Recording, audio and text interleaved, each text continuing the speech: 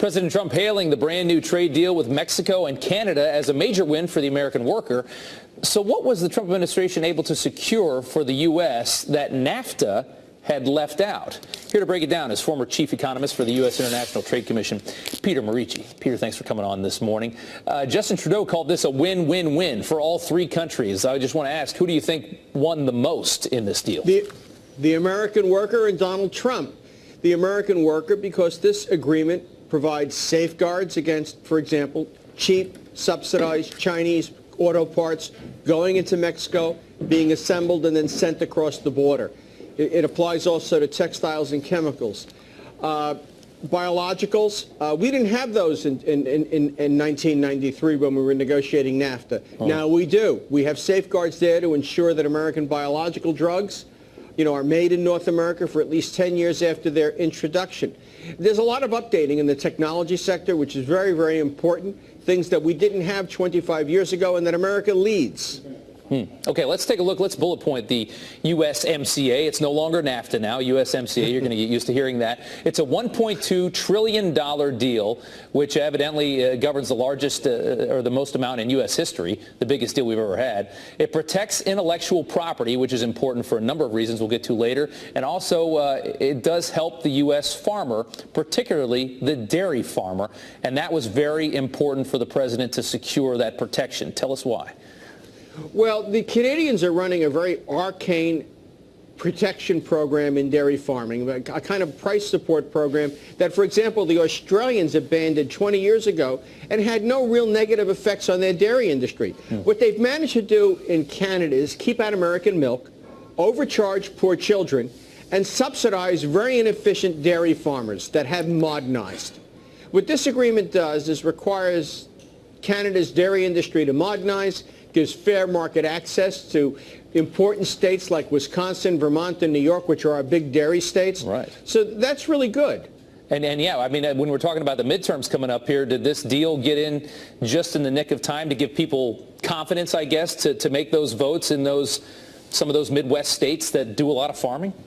I sure hope so. Don't want to kill the story, but given what's going on with the Kavanaugh situation, this should cause people on those northern tier states to look and turn around and say, who's really working for my interest, Donald Trump or the gang of socialists that want to take over the United States? Right. Yeah, there's a lot of red and blue states that are going to benefit from this, and it could be in the nick of time for the midterms. We'll see. The big one, of course, is China. This all leads into China. We might do Europe before that, but particularly the intellectual theft part of the USMCA, they're going to try and bridge that over to China as well and make some big protections there. How do you think this goes?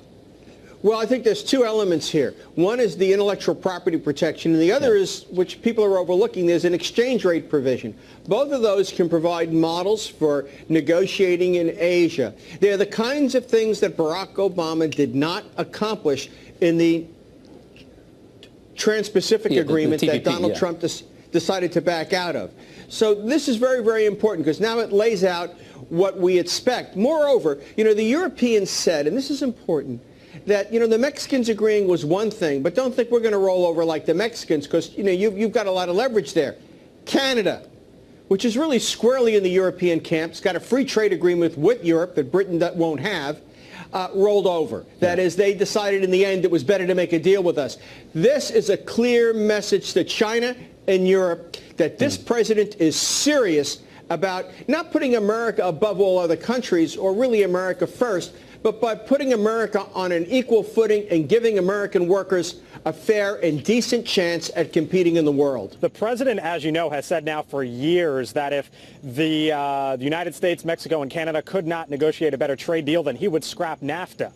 Well, his administration is saying this morning they have done just that and gotten a better deal in the form of this U.S.-Mexico-Canada agreement, or the USMCA, as they are already calling it. The administration, senior administration officials are making this argument this morning. They say it's better for the United States, better for workers because there's protections as it relates to intellectual property. They say auto workers are going to be paid more parts of vehicles are going to be made within the region as well. And they also say that this is a win, especially for farmers as it relates to dairy. Dairy was one of the major sticking points here for the U.S., and administration officials are telling us that there will be greater market access for U.S. dairy farmers. All sides, though, here, all three countries are making the case this morning, though, that this is a win all around.